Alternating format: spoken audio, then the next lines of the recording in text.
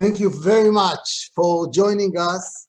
Let me start in a formal way by recognizing Professor Ariel Porat, our president, Professor Yaron Oz, our rector, Mr. Eli Gelman, the chairman of the Executive Council, and our vice presidents, Professor Yoav Hennis, Professor Ranan Ryan, Mr. Amos Elad, Gadi Frank, the Director General, deans, and of course, all of you wonderful colleagues and members of the board. This is an occasion, but first of all, let me say good morning, good afternoon, good evening, wherever you are, and it's wonderful to see you again. It's interesting that despite of the coronavirus, we have found a way to reunite here at Tel Aviv University. And I am really happy and commending you for joining us today. In May 2019, when we convened our second assembly in our beautiful Raya and Yosef Yaglom Board of Governors Auditorium, where we ceremoniously witnessed the passing of the baton from the former president, President Klafter, to our president, Professor Ariel Porat. Who could have imagined the situation that we will find ourselves today? From the moment it was apparent that we are dealing with something major, Tel Aviv University rushed to address these issues that were raised by the pandemic on multiple fronts. And I leave the elaboration of this to President Porat, who will address you shortly, because there is a great story to be told. In fact, we even launched a new center for combating pandemics, which will be inaugurated next month, and I hope many of you will join us. For this, we owe special thanks to Sir Frank Lowy for his founding gift, as well as to other prominent supporters, including Kathy Field and Gary Ryan and the Yuri Milner Foundation. Our scientists here on campus had actually been preparing themselves to contribute to this pandemic effort for the last 15 years. By studying similar viruses, they were able to apply their advanced knowledge to develop one of the leading and become one of the leading contenders for a vaccine against the coronavirus. It was announced just last week, you may have seen that the 3M Corporation, a large Fortune 100 company, cherry-picked Tel Aviv University to support vaccine development with a sizable grant. When we met last May on Zoom, I gave you a briefing on the dynamics of the world economy in these unpredictable times. Israel, at the time, was one of the world's greatest successes in bringing down the numbers of infected. Today, however, the situation has changed dramatically. Even as we speak, at this moment, our government here in Israel is discussing implementing a new lockdown because of the extremely high infection rate of COVID-19 here in Israel. This second phase or second wave has affected several other countries also. And what we have observed is that it is a long-staying fight that we will need to be engaged in. We need to begin to take this virus much more seriously than what we ever did, and we always did. We must learn from our lessons and realize that fighting the virus will be a long journey and almost a way of life until the vaccine is available. And even if it is available, and when it is available, its distribution internationally and across society is not going to be an easy task. And even if it is found, we still do not know how robust it will be, what will be its staying power, Will it need to be reinforced by a second vaccination? And all of these issues really highlight the fact that we are in a new era, an era in which we need to live with the virus, along with the virus, rather than just wait and see for the post-pandemic stage. We must do things, obviously, much more responsibly in terms of compliance, in terms of enforceability, something which has been the Achilles heel in many, many societies. The economic cost of this second lockdown, which we are about to launch tonight and will be implemented by the end of the week, here in Israel, this cost will be very significant. And the financial pressure on our university will therefore be enormous. And that's where we are now in the same front.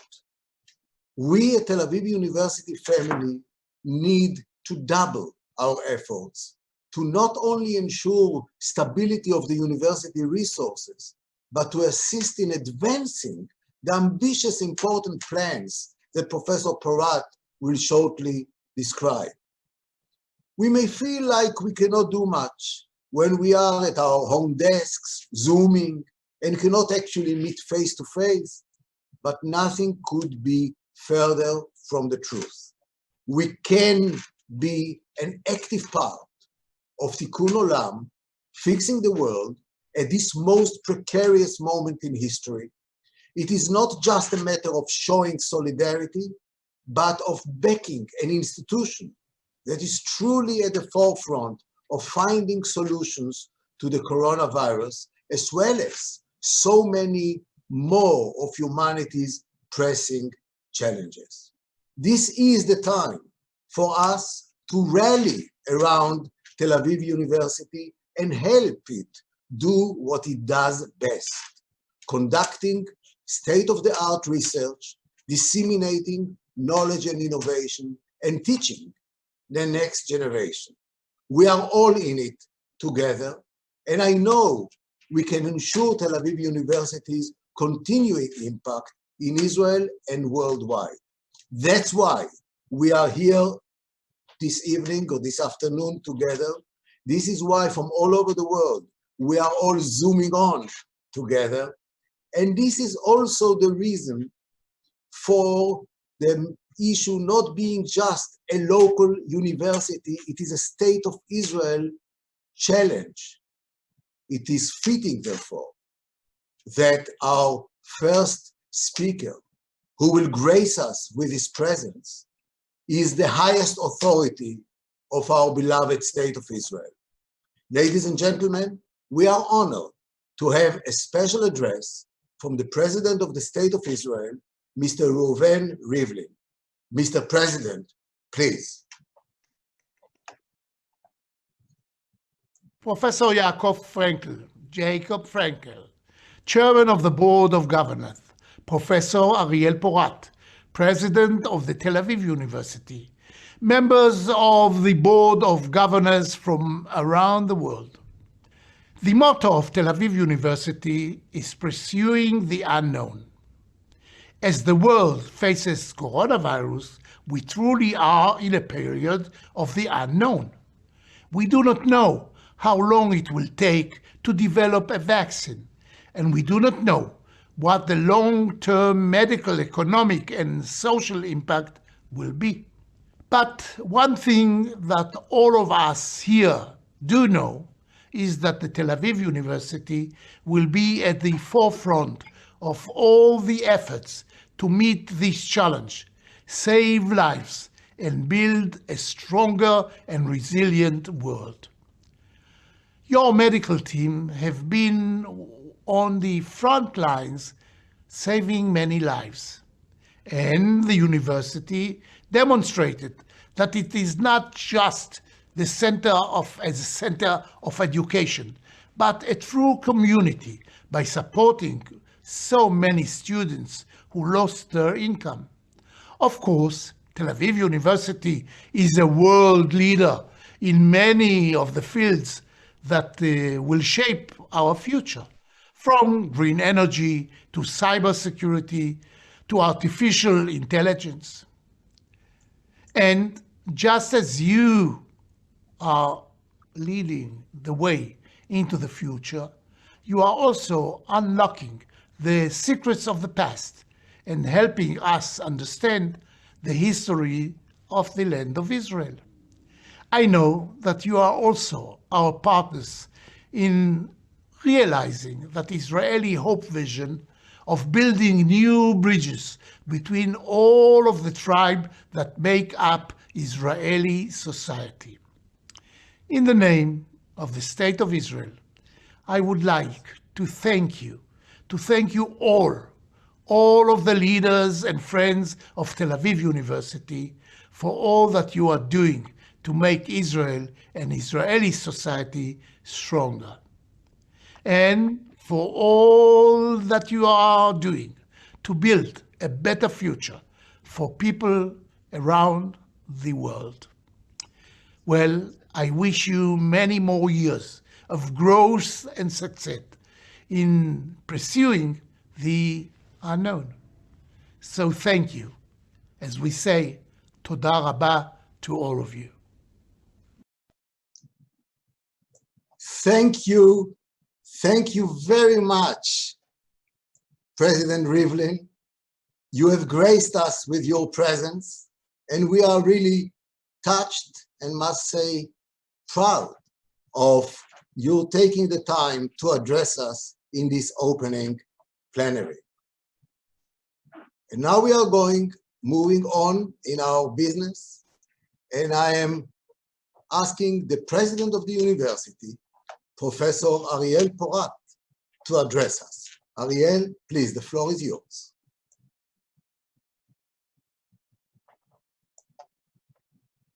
Please unmute. Sorry. Yeah.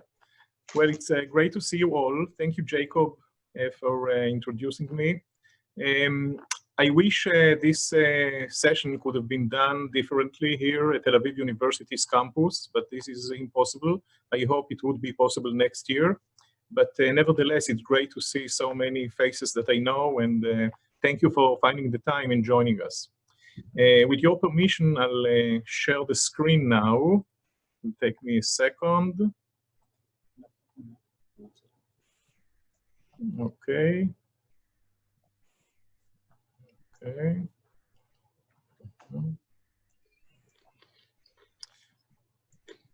Okay, so what I'm going to do now in the next 10 minutes or so is to present you some of the activities that has been taking place at Tel Aviv University during the last year.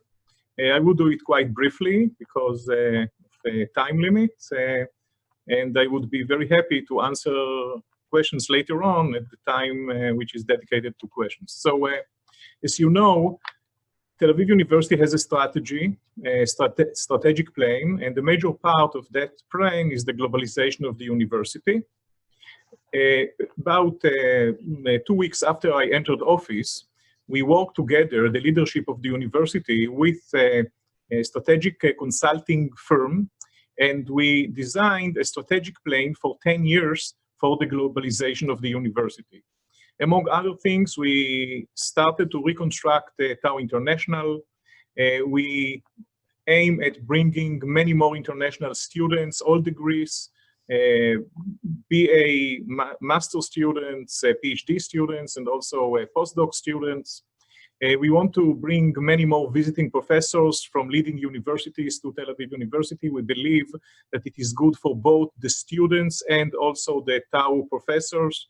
It gives the students a special experience of studying abroad without going abroad.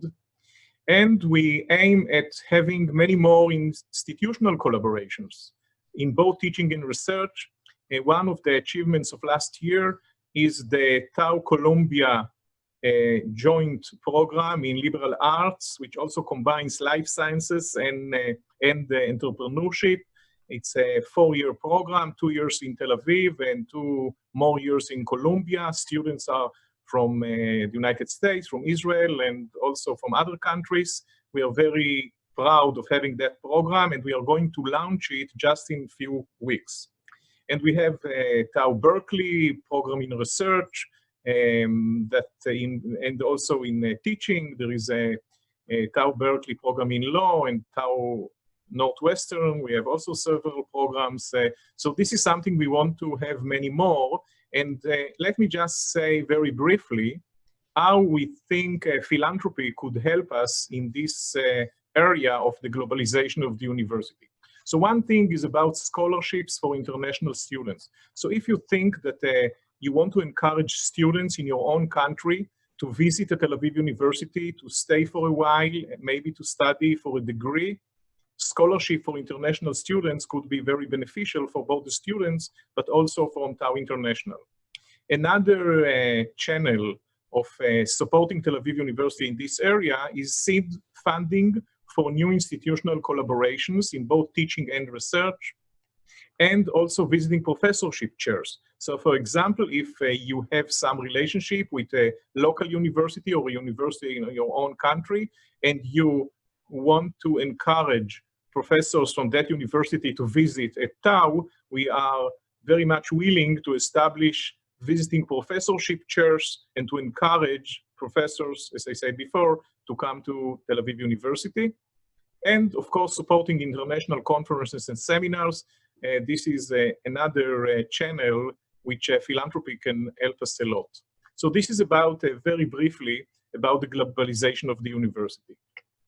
A second, no less important strategic goal of the university is what we call multidisciplinary power, or the multidisciplinarity of the university. Generally, what we want to do is to leverage on the variety of fields at the university for cross-campus collaborations. The idea is to have centers in which you have both sciences, the core or the hard sciences, and the soft sciences like humanities and social sciences. Now, in last years, we established 3 new multidisciplinary centers. One of them is quantum sciences and technology. The other one is AI. So just to illustrate what do I mean by multidisciplinary center. So consider a center in which you have AI and data science in the center, and there are links to all units at Tel Aviv University using the power and the knowledge of the AI and data science people to assist them in what they do in their own fields. So it could be AI and law, AI and social sciences, AI and humanity, and so on. And the third one that Jacob mentioned is in his speech. This is the pandemic center that we have established just a few months ago. The formal inauguration is going to take place in just few weeks with the support of our friend Frank Lawi. And again, this is a multidisciplinary center. It's not just about biology, it's about all fields. Now we know how multidimensional phenomenon a pandemic is, and this is another center that we have established and are going to formally inaugurate in just a few weeks. There are several centers which are, again, multidisciplinary centers which are under construction. There is the climate change one, which is going to be led by the Porter School of Environment, Climate Change and Sustainability. There is another one on healthy aging, and the last one is genetics and evolution. So these centers are under construction. We wait for funds in order to operate them, but we hope to get those funds hopefully in the next year or so. And I want also to mention a new program, a new Mandel program, which we just got a very generous donation from the Mandel Foundation. And we want, this is an opportunity to thank Yuda Reinhardt, who is now the head of the foundation. And the idea of that new program is to incorporate humanities in all sciences. Namely, that what we want to have, not next year, but the year after, that every student in sciences would have as part of his curriculum 3 core courses in humanity. And I think that it is even unnecessary to, and it's self-explanatory how important it is for everyone certainly for students at the Sciences of Tel Aviv University, to have some basis in humanity.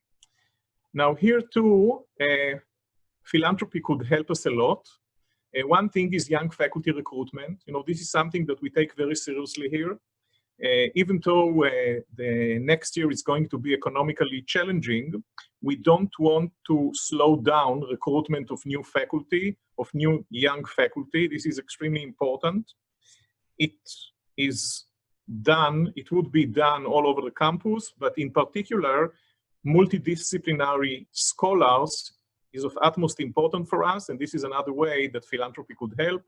There are research grants, and of course, doctoral and postdoctoral fellowship awards, and shared core equipment. So this is about multidisciplinarity. The third goal, the strategic goal of Tel Aviv University, is about industry or relationship with the industry, innovation, and entrepreneurship. So we want to bring the industry physically closer to the university because we believe that physical proximity would also lead to deeper and richer collaboration between professors at Tel Aviv University and the industry. In the long run, we might want to have a high-tech park on the eastern of the university, but this is for the long run. In the shorter run, we are going to have, in a walking distance from the campus, some thousands of square meters that we want to rent to startups and to firms that faculty at Tel Aviv University have an interest in collaborating with, and this is something that is going to happen in the next 1 or 2 years.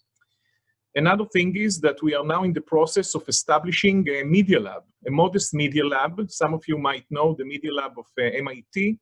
So we want to group together about 8 to 10 laboratories of Tel Aviv University and create connections with firms, biotech or high-tech firms in Israel or outside of Israel that might have an interest in collaborating with those labs.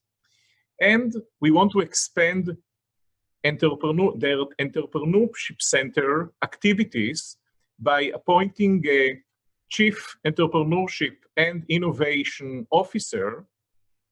So in fact, we have already appointed Moshe Tzviran, who is, as you might know, the Dean of Kohler School, Faculty of Management. This is very important for us to leverage on our entrepreneurship strength, even without appointing this new officer, this new old officer. The Kohler Faculty of Management led entrepreneurship in Tel Aviv University. Now it's even more official. We want to deepen collaborations with hospitals. You might know that we have no less than 17 hospitals affiliated to Tel Aviv University. In fact, it's about 50% market share. If you look at the number of patients, it's 50% of the market share in Israel is held by Tel Aviv University, of course, more than any other university. But we want to deepen the collaboration and the cooperation with those hospitals. We are about to make some very important moves towards more and deeper collaboration with the Soraski Medical Center and the Sheba Medical Center.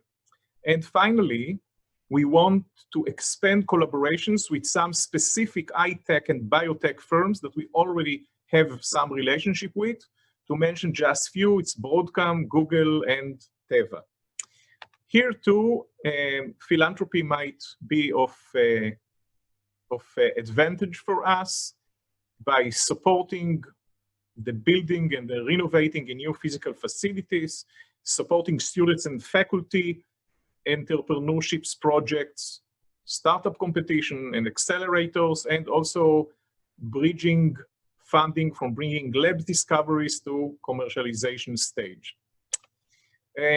Last thing is about social responsibility. Of course, I could speak about many other topics, but I know that the time is short, so I want to say a few words about social responsibility. I think Jacob mentioned about what Tel Aviv University has done during the Corona crisis for the state of Israel. So let me add a few more words. Now, the pandemic showed us how much Tel Aviv University could contribute to the global, but also to the national efforts to combat the pandemic. So one thing is that Tel Aviv University will have a testing lab, the only one in Israel, in an academic institute in Israel, and we also collaborate with the IDF. So we are the laboratory that also makes tests for IDF.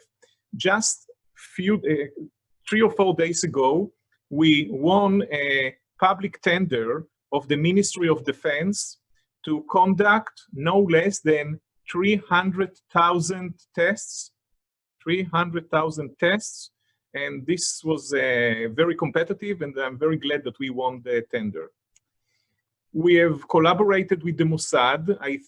I believe that some of you have heard it from me in some previous Zoom meetings, but you know that before the Passover, the Tel Aviv University led a national effort together with other universities, but the leader was Tel Aviv University with the Mossad, and we designed an exit strategy after the lockdown that we have been to during Passover.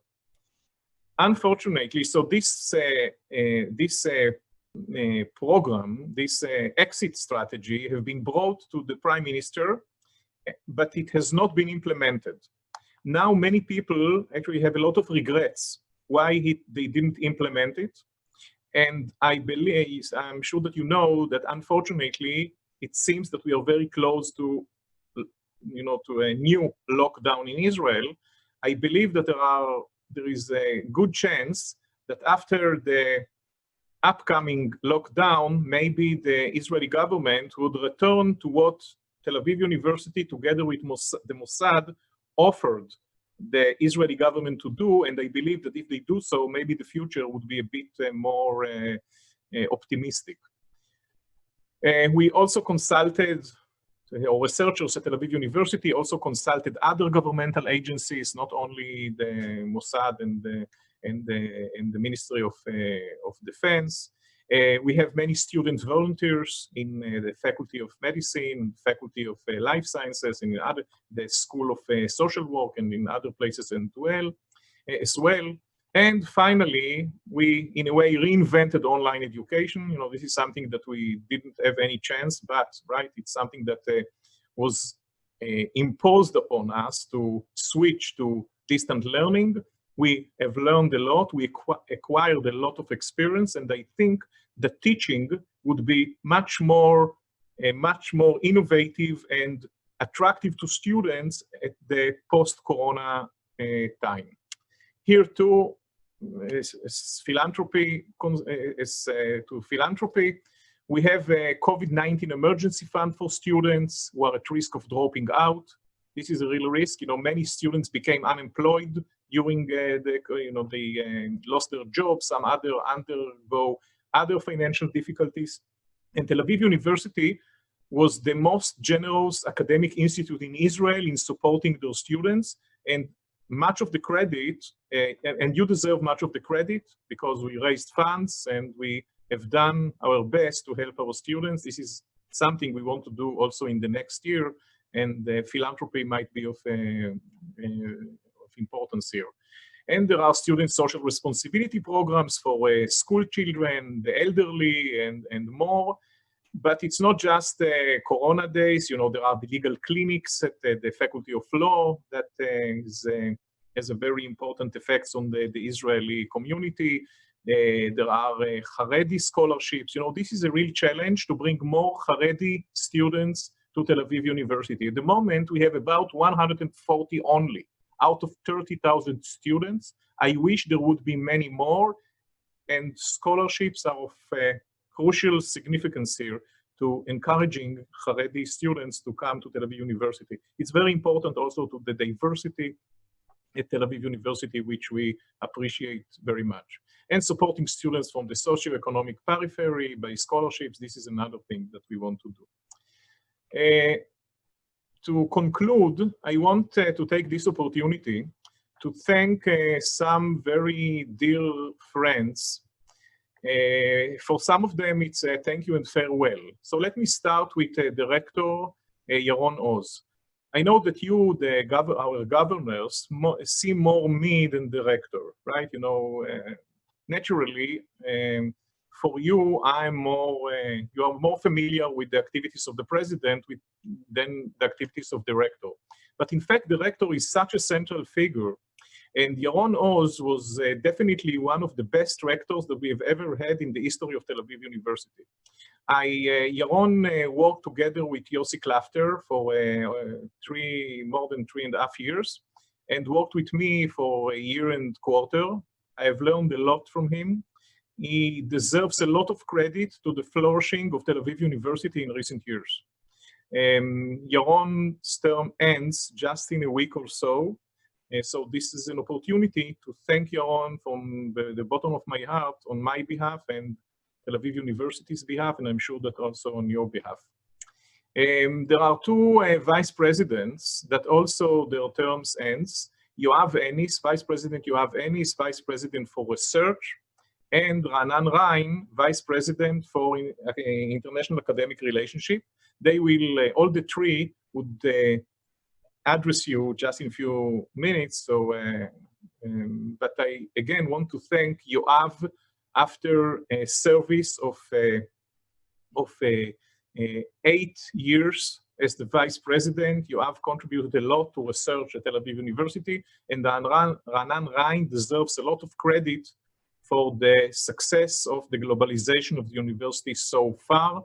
Raanan is also the one who led on behalf of the leadership of Tel Aviv University, the program of the Columbia Tel Aviv program, which I have mentioned earlier. And I also want to thank actually 4 deans terms. Four deans ended their term in the last year.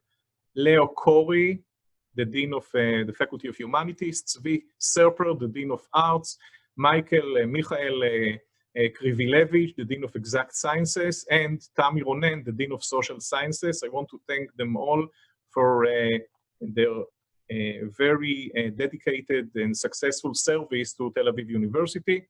Finally, I want to, finalists to those who leave, right? Of course, there is Anita Levy that you all know. It's unbelievable, but this is the last year of Anat.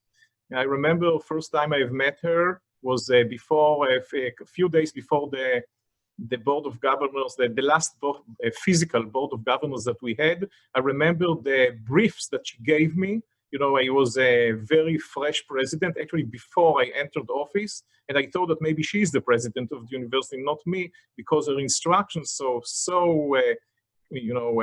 tough. And she said to me, you have like 3.5 minutes to talk, and then he has like 1.5 minutes, and so on and so forth. Anyway, Anat, we would miss you a lot.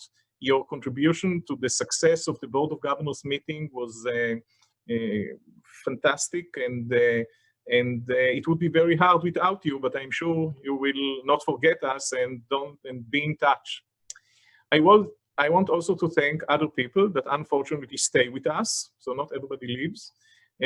First of all, to my friend, the chairman of the Board of Governors, Jacob, my friend Jacob Frenkel. You know that Jacob now became again, you know, he's a public figure that everybody Israeli knows, but recently, whenever you want to watch TV, there are at least 50% chance that you'll see Jacob explain all of us. Well, I won't go to the details of what exactly he explains, but he became once again, the most authoritative expert in the economical situation in which we are in. And of course, Jacob helped me and advised me, and I want to thank him for that. And there is the chairman of the Executive Council, Eli Gelman. Eli, again, with his advice and wisdom, you know, the board of the Executive Council, what they need to do is to supervise me.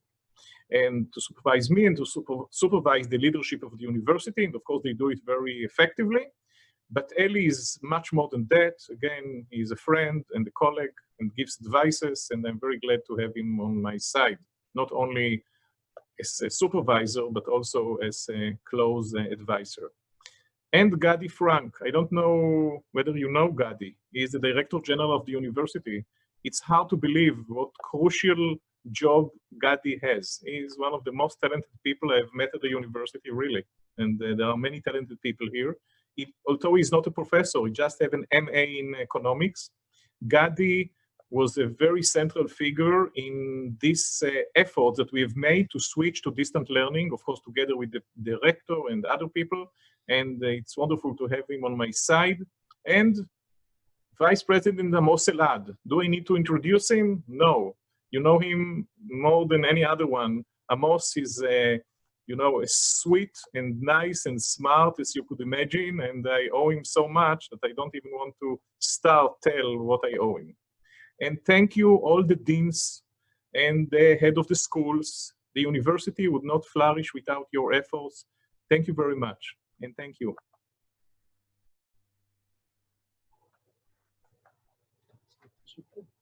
Now I'll...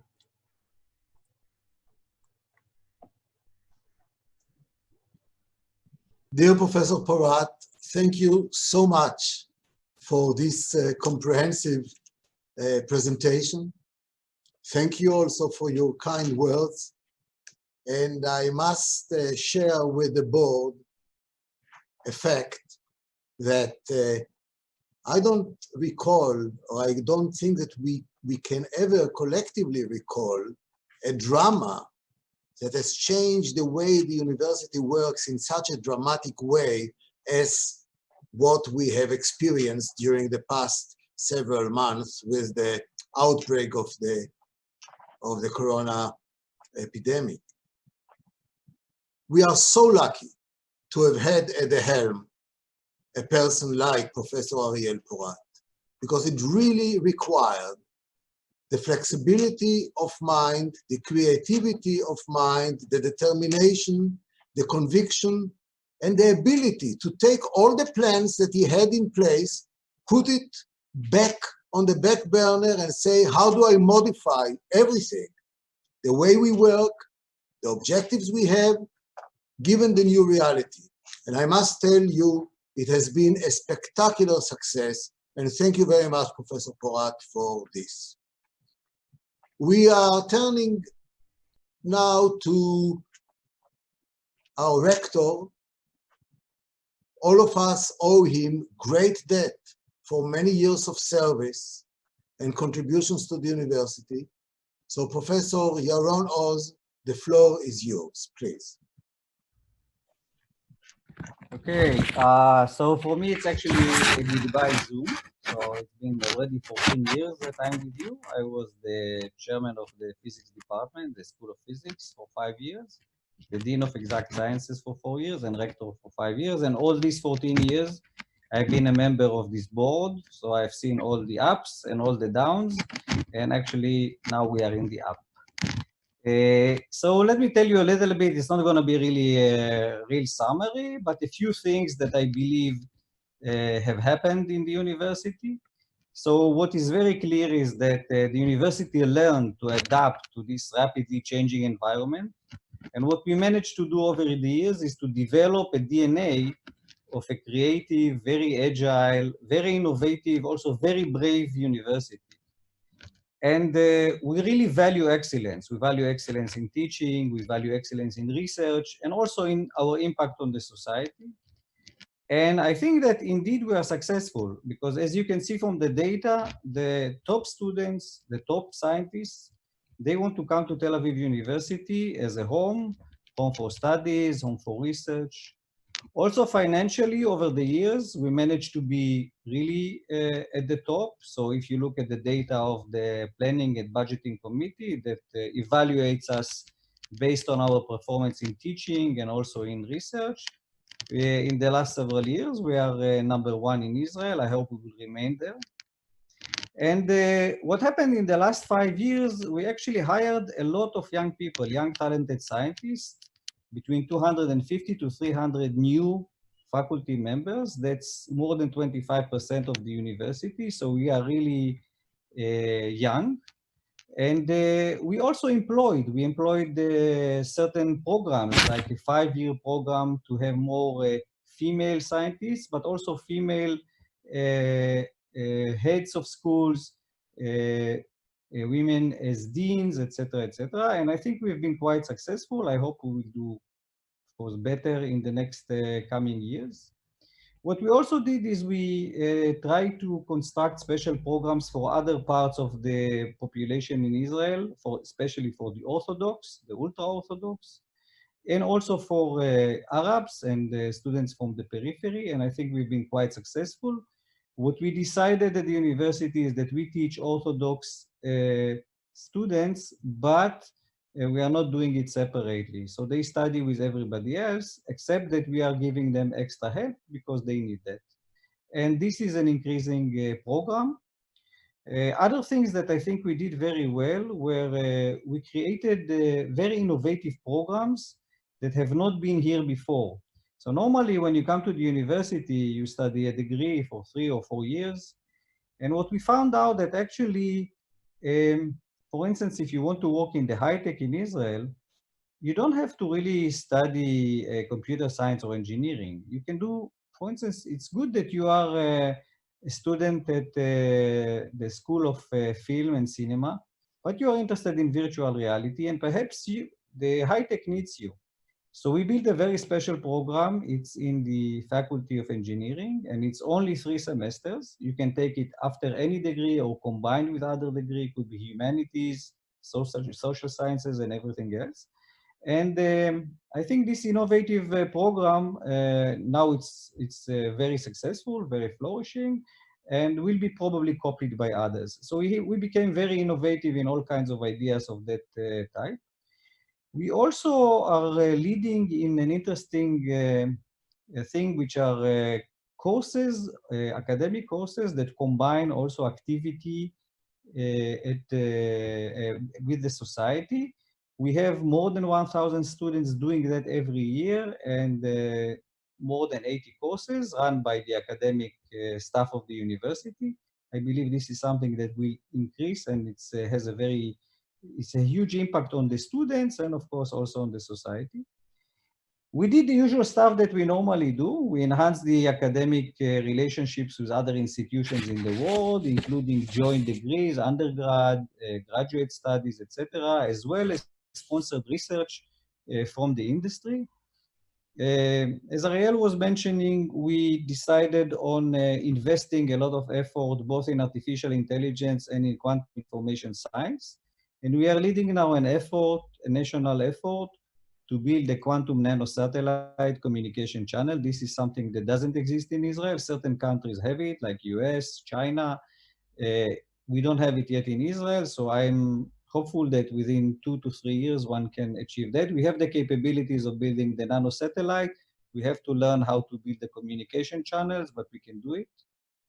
And finally, the last several months have been very challenging for us, like for everybody else.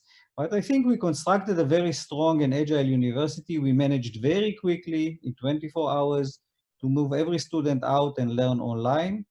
In fact, it's been so successful that in the survey that we do with the students, they value this year, I don't know, at least as good as the previous ones, maybe even better.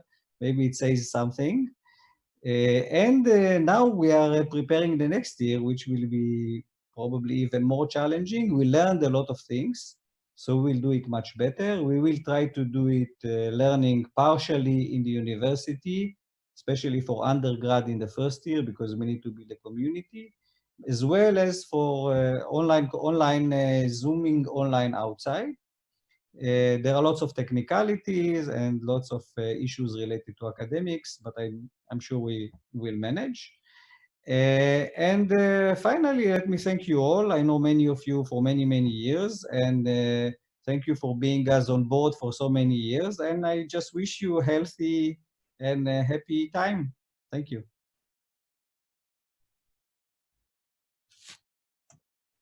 Thank you so much, Yaron. Appreciate it.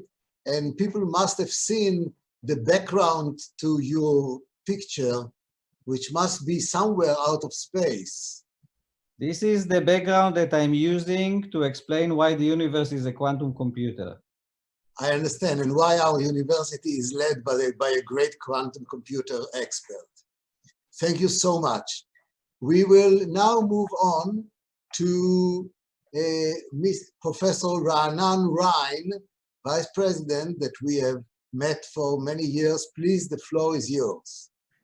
Thank you very much, Jacob. Shalom, good evening. I was privileged to serve as Tel Aviv University's Vice President for International Academic Collaborations for the past 9 years. Tel Aviv University was the first university in Israel to appoint a Vice President for global engagement. And within a few years, all other Israeli universities started to emulate our model. And by now, each one of them has its own VP for international academic collaboration. This has been a very productive time for me, and I'm proud to say that by now Tel Aviv University is the #1 international university in Israel. When I say #1 international university in Israel, I mean that we have more international students in complete degree programs, the BA or BSc level, MA or MSc level, PhD and postdoc. We have more international students coming to Tel Aviv University for short periods, either for summer schools or for short times in laboratories, etc. And we hold more international conferences on our campus than any other university in Israel. As President Porat mentioned earlier, we have managed to establish strategic partnerships with leading universities, both in the US and in Europe, like NYU, Columbia, Northwestern, and others, the Free University of Berlin and LMU in Munich, and the list goes on and on.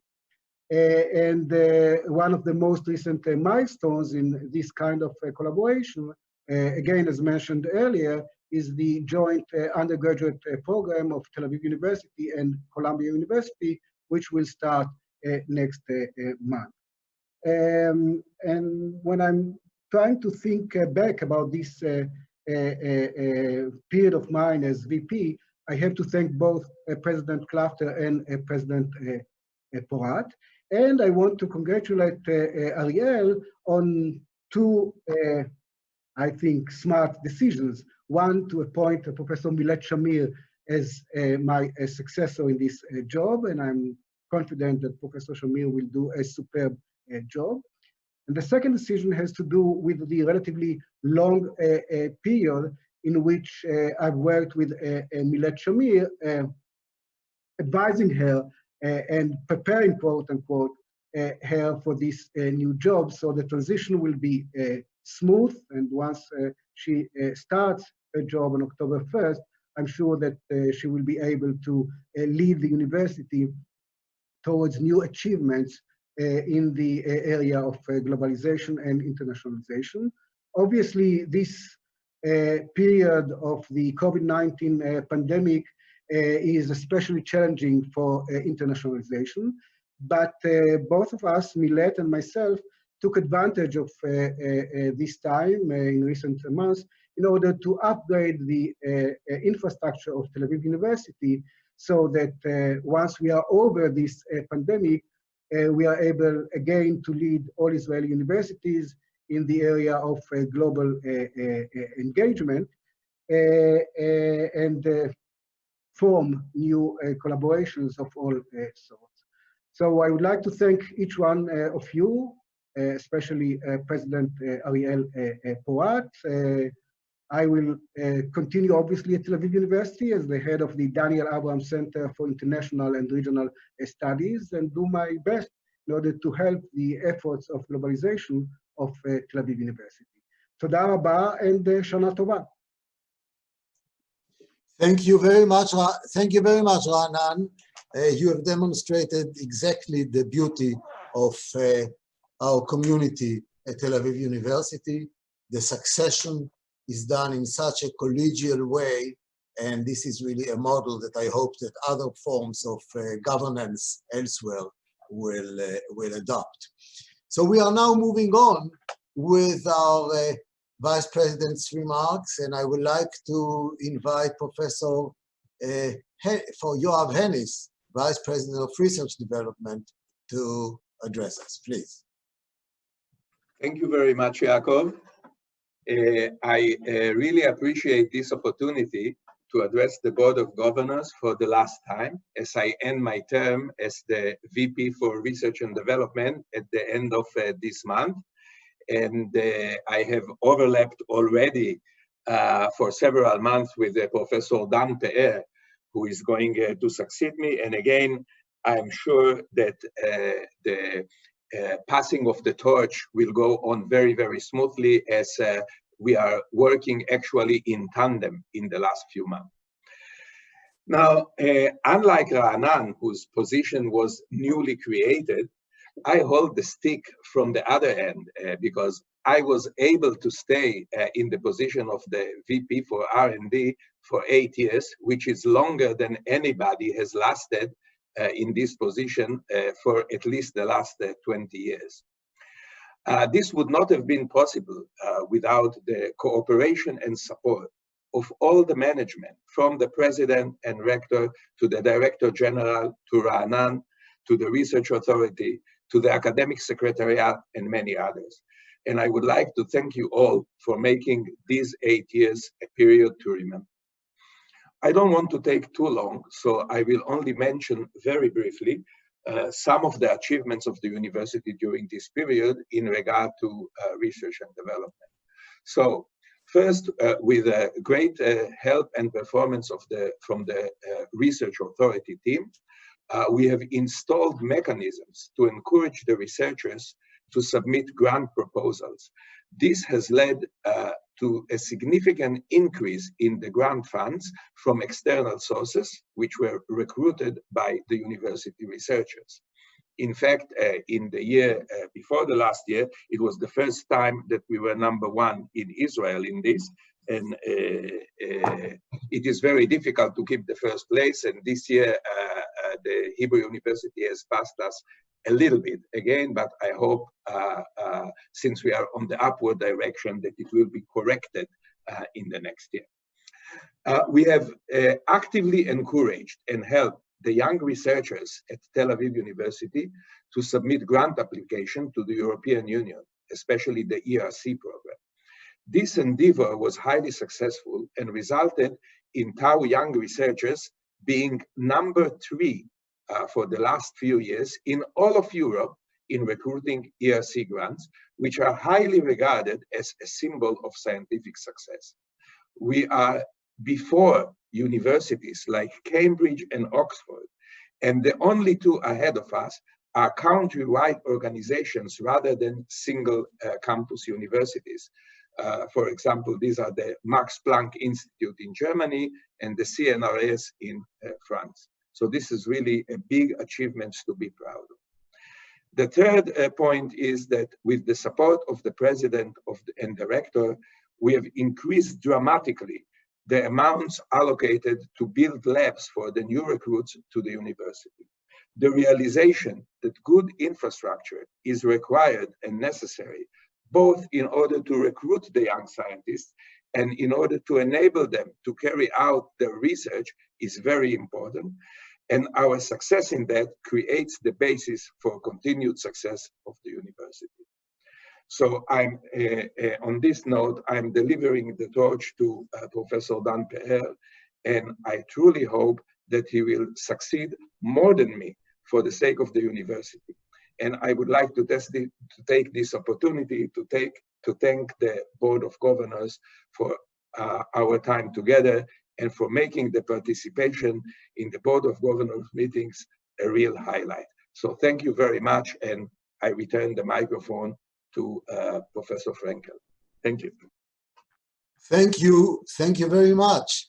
In fact, being with you and the old-timers in this room, remember your extraordinary sense of humor, which made it always fun to be present with you in our various meetings.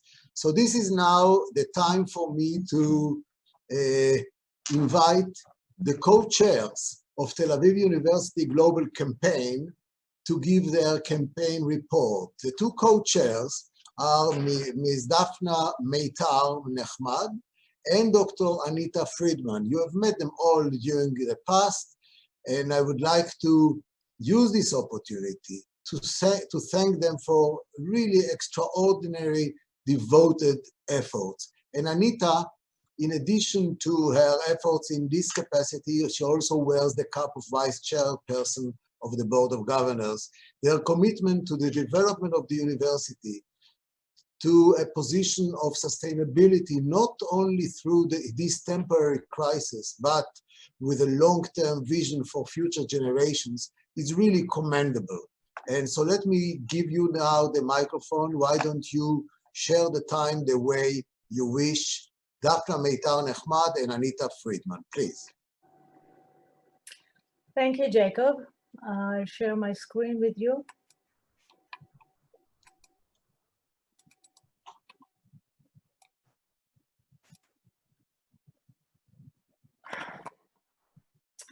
So in these gloomy times, I have some good news to share with you. We started this year with new energies, new president and new campaign co-chair. Both Ariel and Anita were instrumental in taking us through this rough year. Our group of donors is loyal and diverse, and their gifts cover a wide range of TAO project and research fields. We secured numerous major gifts, and we now better understand our supporters. In a world of chaos, we did quite well. I'm very proud to announce that the campaign has crossed the $700 million bar. That we are currently standing on $701 million. Every million counts. This chart reflects the annual cash donations. As you can see, the direction is clear and is the right direction, up. This year alone, we raised over $86 million, above our target. Against all odds, in such a challenging year, we managed to collect multi-million dollar donations from you. In the coming slides, you will see a long list of major gifts, all from this year, and I want to thank all the major gift donors for their generosity. This list represents the trends that we have identified. The Israeli factor, major gifts by Israelis, an important factor when you come to fundraising abroad for Israeli institutions. Repeating clients, our supporters are loyal. The variety of causes keeps on growing, and the givers come from all around the world.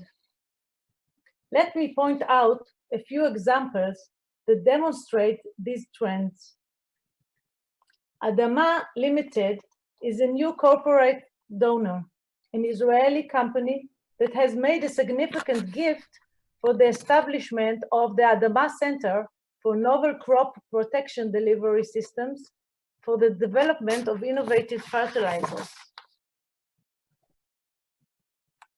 Another major Israeli donation was made by longtime friends, Ms. Tova and Mr. Sami Segol, whose names are already synonymous with neuroscience. But this time, their gift is for the embryonic and stem cell research initiative. And of course, I can't miss out on the generous gifts related to the COVID-19 pandemic.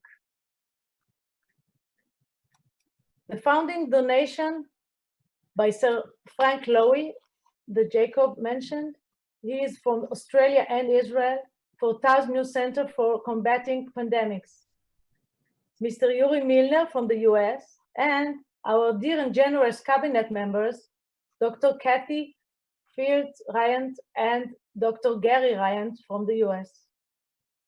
All these important gifts made by loyal donors to the, to the university will provide the base for our COVID-19 research, which of course is vital. We must find the right way to maintain these trends as we move forward.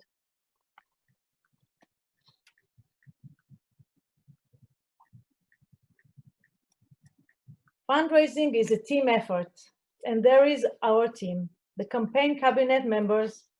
They represent the famous give or get policy when it comes to fundraising. Most of them are generous donors, while others played key role in bringing new contributions from new donors to the table. Ambassador Ido Aharoni, our new addition to the cabinet, is a great example for the GET principle. Many of you watched Ido interviewing Michael Douglas and Robert De Niro recently, but he is much more than a talented interviewer. The former Israeli Consul General in New York, an alumnus of Tau, professor for international relations at NYU, and many more endeavors. Well before joining the cabinet, Ido worked tirelessly for the benefit of the university and helped bring significant donations to Tau. Mr. Steve Tisch is the most known of all. Thank you, Ido, and welcome.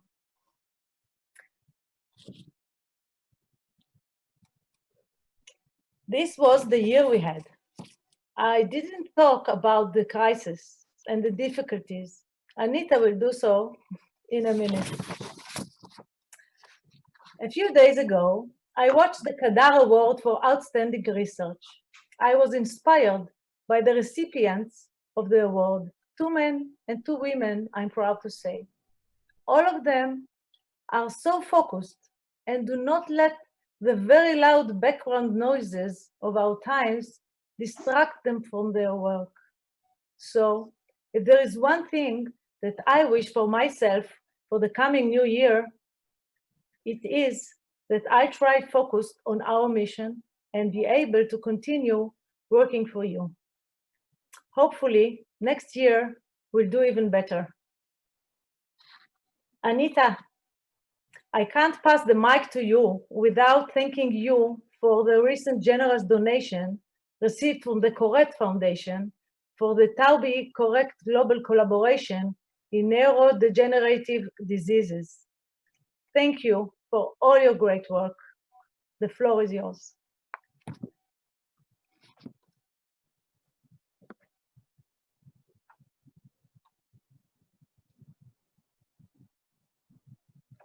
Anita, please. It's a pleasure to work with you. Thank you so much, Dafna. Part of what is so rewarding about being involved with Tel Aviv University is the partnerships with people like you, Dafna, who care so deeply about the university, and so many other people on this call who have deep personal relationships with the university, have been involved for a long time, and the extraordinary partnership between the professional staff and the leadership throughout the world is really what has built this university in a really unique and wonderful way. I've been very glad to serve as a co-chair of the campaign.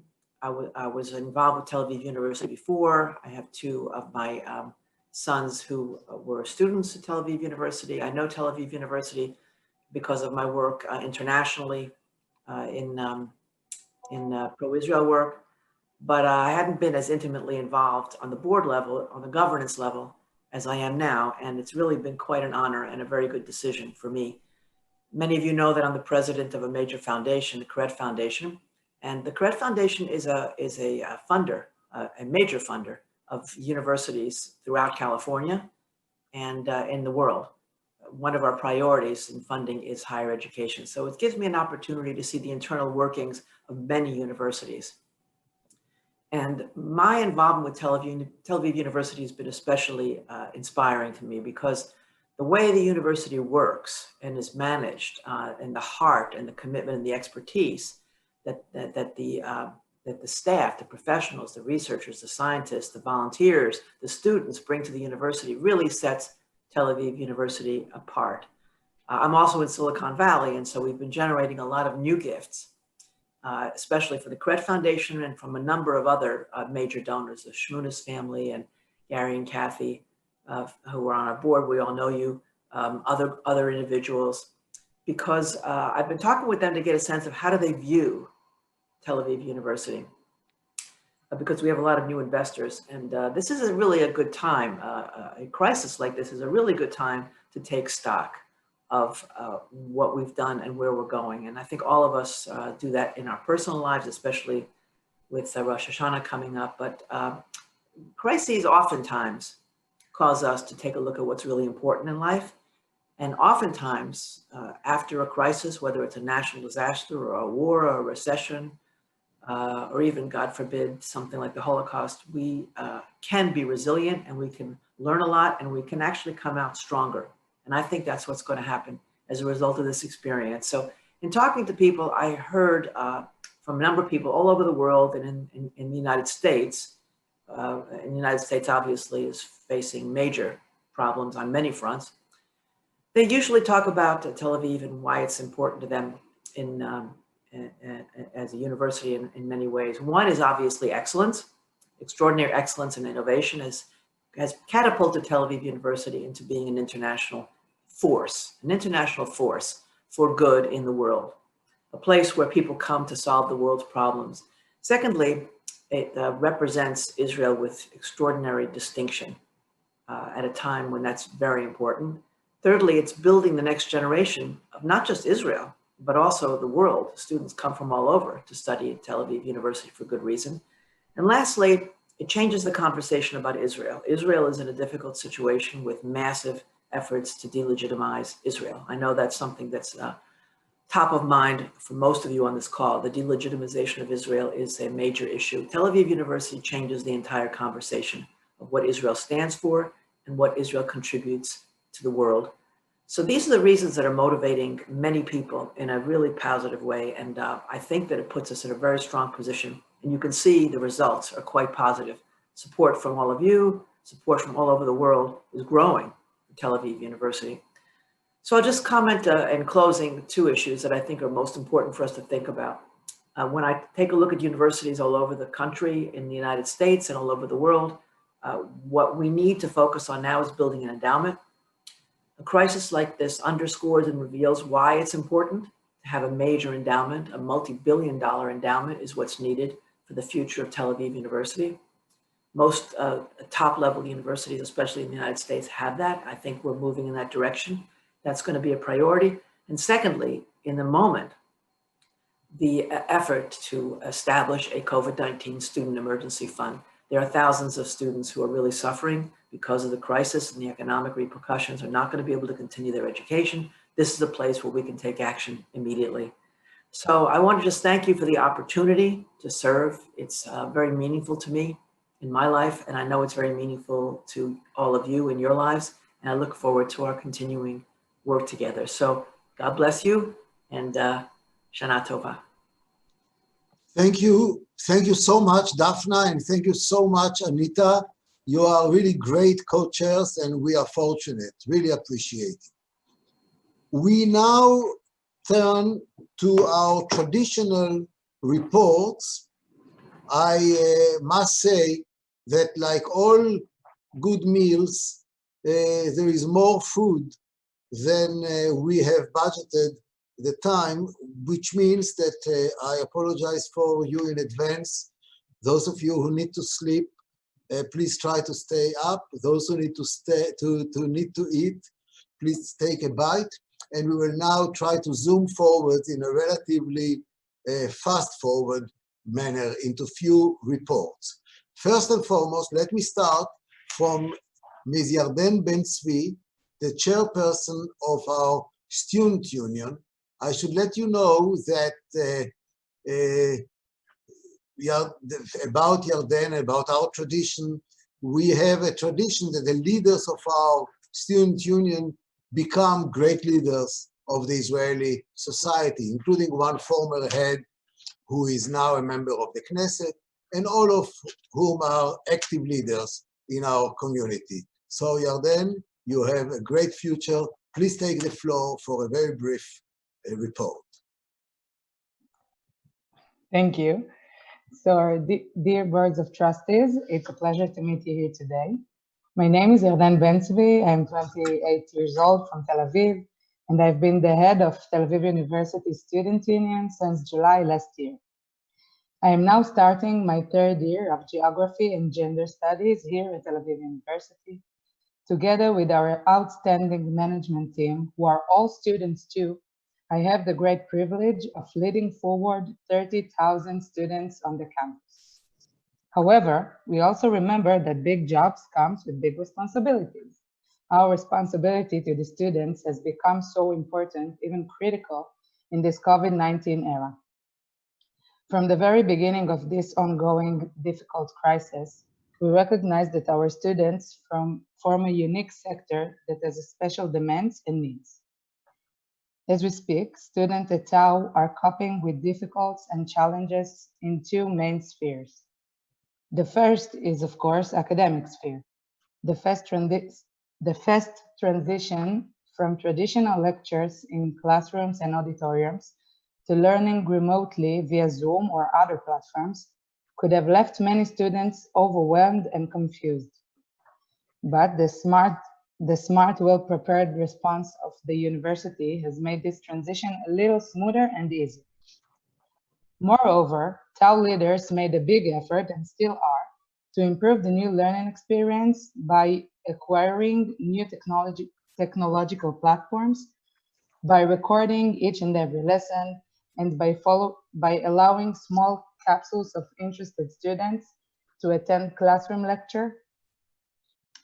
Unfortunately, many more challenges are due to emerge, but I'm sure that the university will continue doing its best. We appreciate this from the bottom of our hearts, and I speak in the name of all our students. The second sphere where students are having difficulties is in the economic sphere. Students throughout the country suffer from very unstable economic conditions, and these have a significant influence on their academic path and their ability to achieve excellence. These conditions have, in many cases, made life unbearable. Students lost their steady income, which was not that great even before the pandemic. Many had to return to their parents' home, which are not always a convenient space for learning. These difficulties, altogether with relatively insufficient help from the state, has forced us and the university to work hand in hand, help and protect our students. I'm glad to say that the university has opened a special fund of almost 3 million shekels for many students whose economic status has deteriorated due to crisis. In addition, it has also opened up a unique opportunity for students to take loans from the university. I'm grateful for the opportunity to share with you, dear trustees, this glimpse of our lives as students, and wish that this crisis will be behind us all very soon. I want to thank the leadership of Tel Aviv University, Professor Porat, Professor Oz, Professor Zisser, and Mr. Frank for their goodwill and great efforts for our future. Thank you all, and Happy New Year. Thank you. Thank you very much. We have a tradition in which Tel Aviv University student is addressing us. And this year, it will be done by Daria Tass. Daria grew up in Beit Shemesh and later served as a journalist and a commander in the Israeli Defense Forces. She graduated from the Ofakim Excellence Program last year with an undergraduate degree in Jewish philosophy and history, and obtained a teaching certificate in Jewish philosophy. Daria received the Tzvi Yavetz School of History Scholarship for academically excellent undergraduate studies. She just started teaching in a local high school in Tel Aviv and is at the same time pursuing a master's degree in ancient history, focusing on the Persian Empire, while working as a research and teaching assistant in the Department of Ancient History at Tel Aviv University. So she represents both the quality and the breadth of our educational system. Daria, the floor is yours for a brief remark, please. Hi, everyone. I hope you can hear me well. Jacob, thank you for that introduction. And so I will share a few photos with you just to kind of introduce who I am. So I will now share my screen and we'll get started. So in order to tell a good story of who I am, I have to be a good daughter to my parents and kind of give homage to my beginnings. So I was born in the USSR to my great parents. Here is me pursuing something and ignoring food. And so I was born in the USSR. I moved to Israel when I was 5, and I grew up in a family that was very academically minded. My dad is a former Tel Aviv University researcher for a brief time, but he was an archaeologist. And so that was kind of the house that I grew up in, on the one hand. And on the other, our intro to Israeli society wasn't very easy. My dad is Orthodox, by Orthodox halacha is considered Jewish, but my mom is not. My grandfather is Jewish, not my grandmother. And so I grew up after having done a conversion, a giyur, when I was 8, along with my mom. And so that kind of gave me a very difficult relationship with Jewish identity. I think that I didn't even speak of my conversion for a very, very long time. And it took me a while to get to a point where I could even kind of speak my Jewish narrative. Most of it was through high school. Here I am again with my parents receiving one diploma. I was hoping to receive another one next summer, but we all don't know what's going to be happening with that. And so for me, one of the very transformative thing about my bachelor's degree was my decision to do it in the Ofakim Excellence Program. So what was very unique for me was that Ofakim gave me a chance to not only explore my Jewish identity, but to have a deep, meaningful conversation about what it means to be a converted Jew in Israel, what it means to be a teacher in a space that's speaking about Judaism, and not being afraid to stand up in class and say that this is who I am. Academia gave me the language to be able to research what I was feeling about my own story, what it meant historically, and where could I kind of position myself. It gave me a language to speak my own Israeli and Jewish identity, and it also gave me a language to use in my day-to-day life. And it also gave me a passion, a drive that I'm pursuing today. So this is just, that's me gazing into my future. I was with my parents in Oxford, and so that's me looking. So during my time at Tel Aviv University, what I was pursuing was not just kind of an academic degree, but also my teaching certificate. And I was actively teaching and working in the Museum of the Jewish People. And afterwards, I was working with a volunteer program called Project 10 that does humanitarian and educational projects in developing nations around the world. And I was very fortunate to be doing these things instead of what a lot of my friends were doing, which was waiting tables or working kind of very rigorous jobs that didn't allow for a lot of time to pursue their passion. And a lot of that was aided mainly by the fact that I had a scholarship. The Ofakim program is funded by the Posen Fund, and a lot of my endeavors during academia were enabled by that privilege. I was able to be a museum guide and work on a program that I volunteered in and I loved, that was doing great educational work. And I was able to be an active part of my Hillel, and I could not have done that without some kind of financial backing. As Jacob said before, I came from Beit Shemesh, the periphery of Israel. My parents, although educated, couldn't give me a lot of the things that I had hoped to gain. And so I had to look to scholarships. And as a master's student, I'm actively doing the same. I'm very lucky to have a great faculty that is helping me pursue my academic career, but it's something that I don't take for granted. And in fact, I'd like to extend a thank you to each and every one of you who has ever done something to contribute to my academic pursuit or to any other student's academic pursuit, because I know that for a lot of us, it's something that was not given to us. And it's a great privilege and honor to even be able to pursue what I really want and love doing. And I can also tell you that for my students who I'm still actively teaching history, you've given them a teacher who is able to focus on doing lesson plans and not on working every other hour of the day. So thank you so much for your help.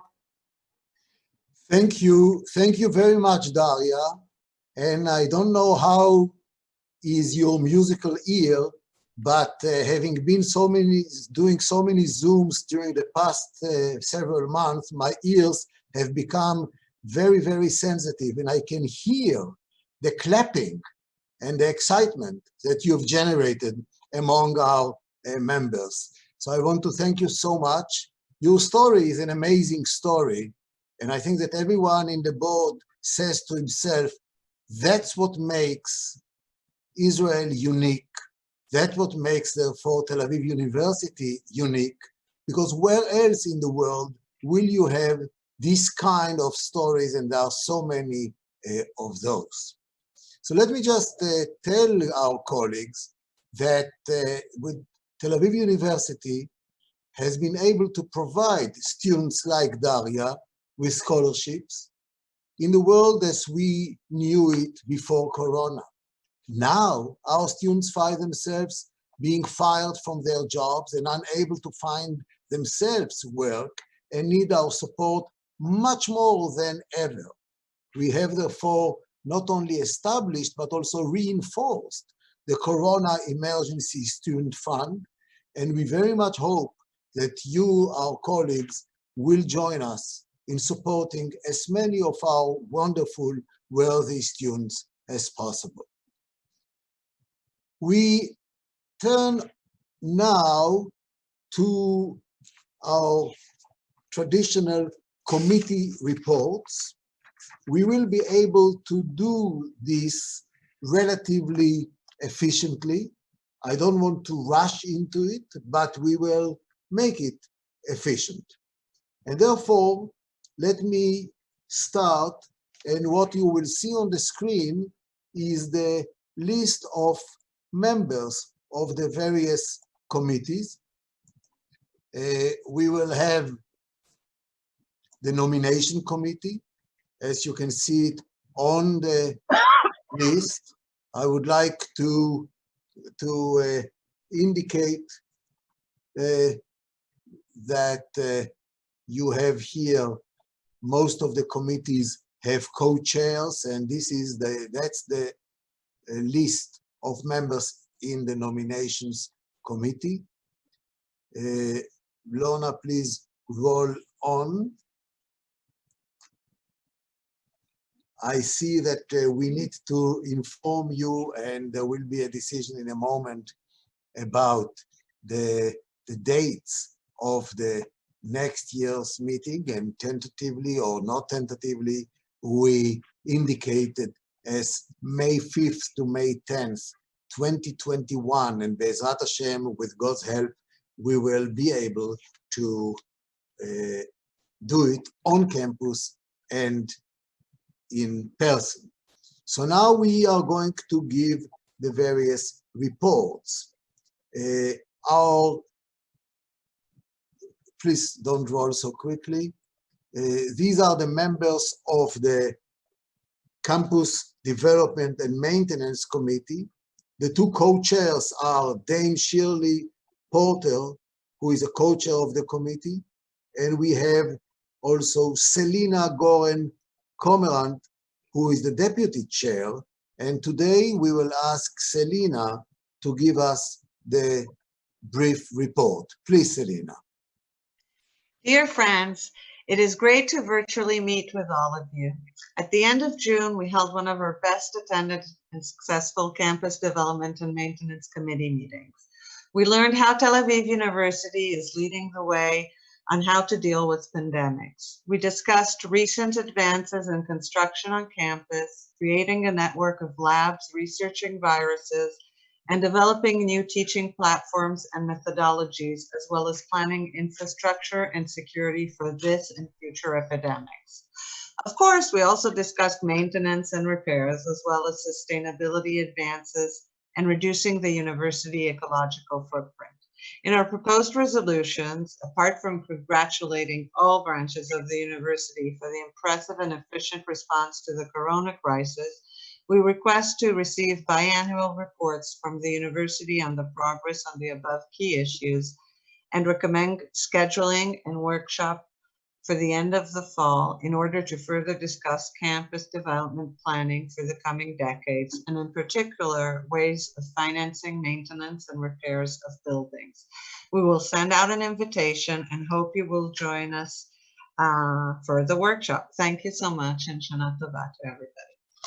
Thank you very much, Selina. There are several resolutions, and what we will do, we will vote on them jointly at the end of the report.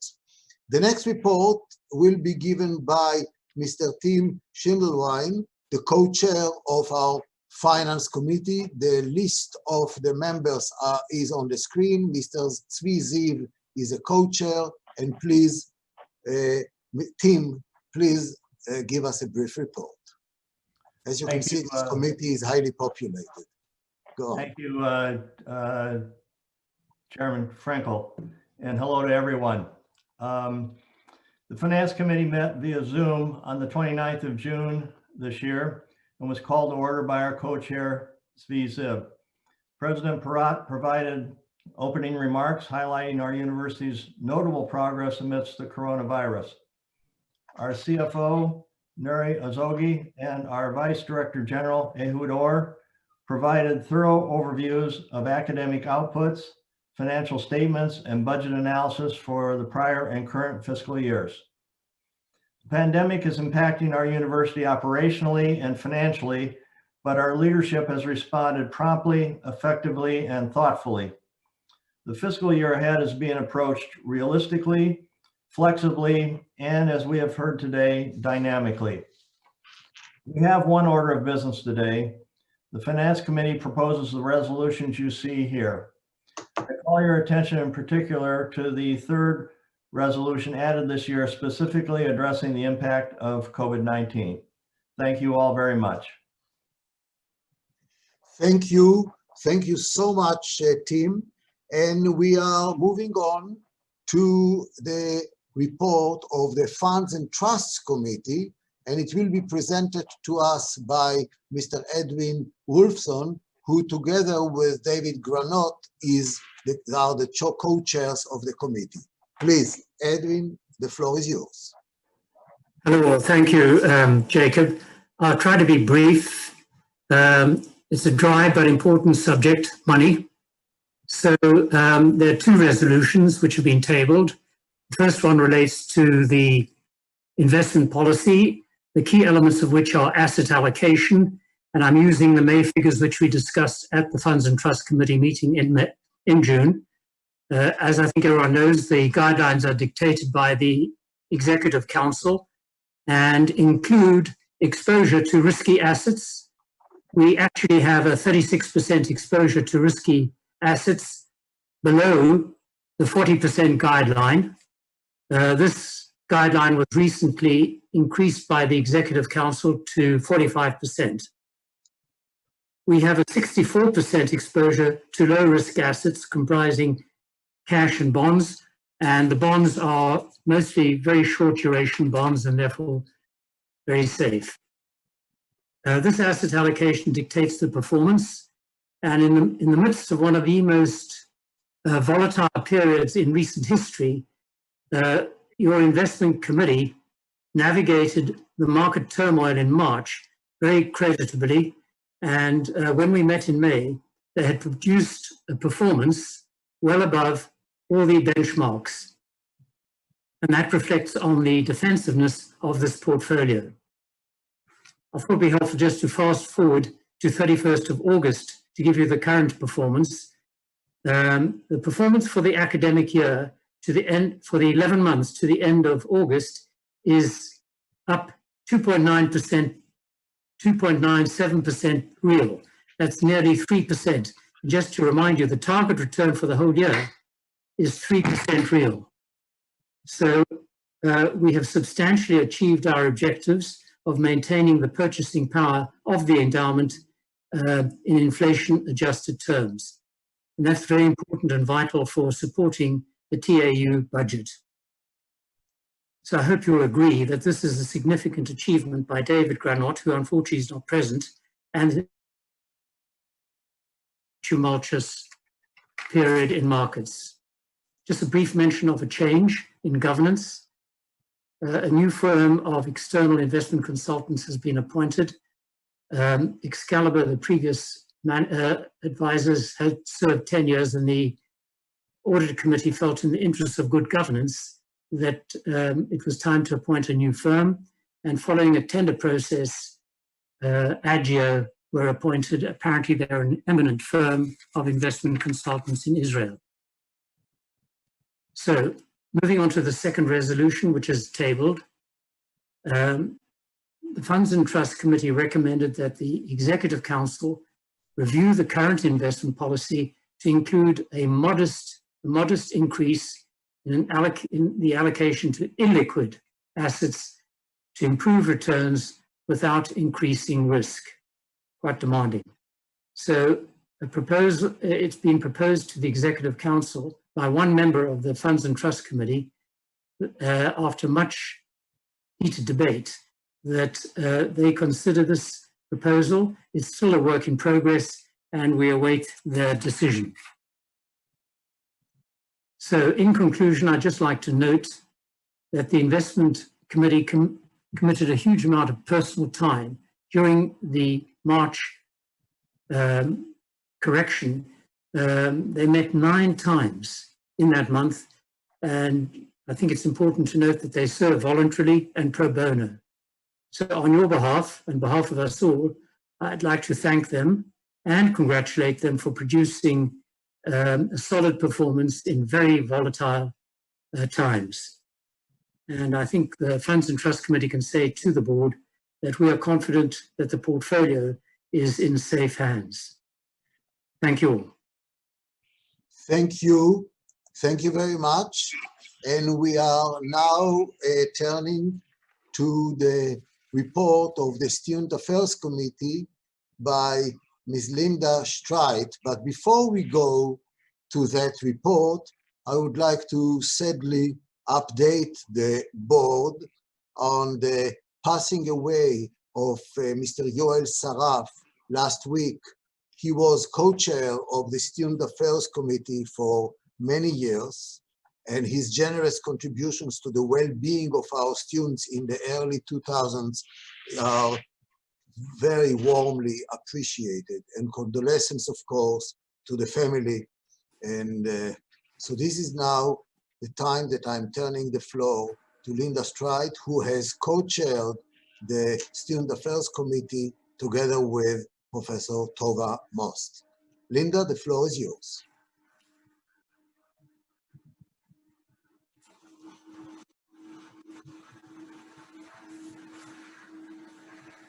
Okay. Hello, everybody. First of all, let's get back to the students. They are the DNA of our university. We have talked about all the wonderful things that we're doing, all the wonderful research, but let's get back to the students. The Student Affairs Division does so much. Every single student is considered as a special case, and each one is looked at very, very carefully. So the Student Affairs Division is there whether they need help with housing, with finance, those who have learning disorders, those who need psychological counseling. And honestly, this COVID threw everybody, as you've heard, so I don't need to say it again. Our students were in real trouble. Those who did waitressing in the night, they lost their jobs. That means that they couldn't afford to even register. They couldn't afford to carry on with their studies. And the most important thing, as Professor Porat said, we need to keep our students studying. And the university has been great in doing that. And so now we had help last year, and now we're looking forward to the next year. And what I'm asking is only a very small amount. I'm doing like crowdfunding here. The emergency scholarships for our students are only $2,000. That's all they are. So, you know, I would love to do an auction, but if any of you, if you'd like to do it privately or put up your hand, if you would like to help a student, we heard somebody like Daria, it makes a huge difference to them. It's a small amount for some, it's a huge amount for them. And so I'm asking you all if you could please really help our students. They will then be productive members of society. They will then be hopefully leaders of the future.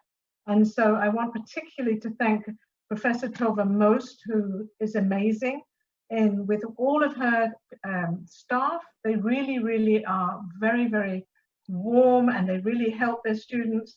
And sadly, the week before we had our meeting, Professor Tova Most, her mother died. And so I myself took the committee. And as we talked, Miguel Pincas, he at the time donated a scholarship in memory of Tova's mother.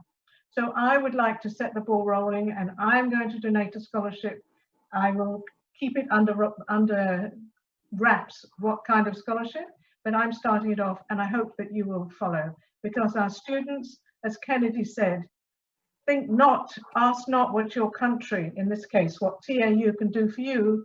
Think about what you can do for those TAU students. Thank you. Thank you. You saw the resolutions, they're there. I don't need to read them. Yes, the resolutions are there, and they will be also sent with the documents. And of course, our colleagues, to the extent that those warm and inspiring words will be forgotten, and I'm sure they will not, but our colleagues will remind you all in our next mailing. And there is a very good cause. Let me now conclude with the final report, which is of the nominations committee that is co-chaired by myself and Marshall Polk. That nomination committee is having the new governors mentioned. They have the new updated committee heads mentioned. The elections of the new governors, those of you who is on the list, and it will be circulated to you, those of you who do not see their names on the list now, don't be scared. Those are only the governors that have been re-elected this year. All the others are honored, and we are honored to have you with us. We do not need to vote on you. So this is the nominations committee, and now we have, Lorna, can you roll it up? Or I don't know if it is Lorna or whoever. As you can see, there is a significant number of governors who are re-elected, and to me what it means is significant number of colleagues who are all voting with their time, with their feet, with their pocket, to join with this great effort of supporting our great university. And for this, many thanks. But now we have all the resolutions, and it all depends on you if we are going to approve them or not. So normally in the room, I'm looking for a motion. I can see some of the pictures. If you want to say, okay, I can see Linda is raising her hand, so I need a second. Very good, I see the second. All in favor say hi, and you have said hi, and nobody objects, and therefore those resolutions have been accepted. Traditionally, this is the time where we are allocating some time for your Q&A. We have never had this experience in the Zoom era.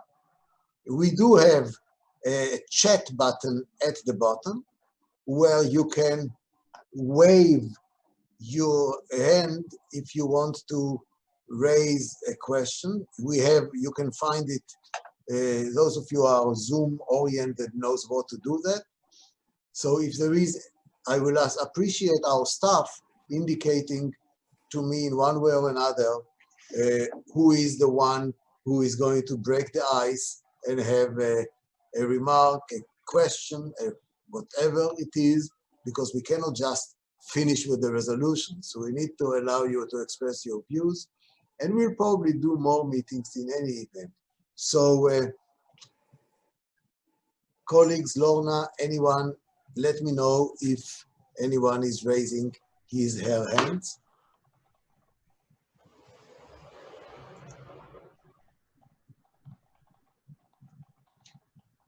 I think Selena raised her hand.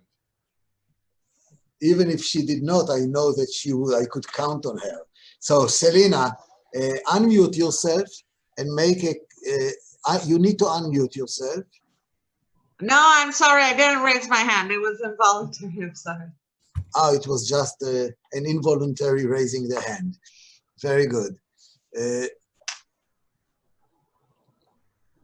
I can see Dame Porter. Hello, how are you? Nice to see you there.